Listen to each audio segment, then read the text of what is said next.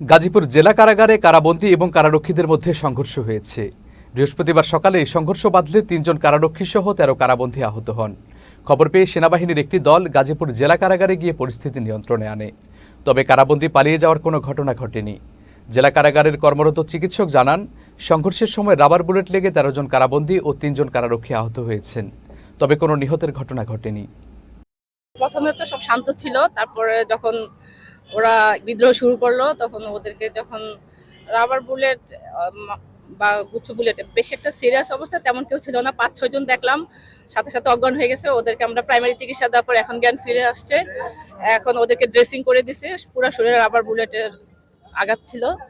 আর এরপরে দেখলাম একজন পর একজন আসতেছে, কারো চোখে আঘাত, কারো মাথায় আঘাত, কারো পা পুরা মানে অনেক আমাদের সেলাই করা লাগছে আর কি, সেলাই করা লাগছে। আর মাথায় যে আঘাত তার আমরা সেলাই করে দিছি, হয়তো তাকে রেফার করা লাগতে পারে।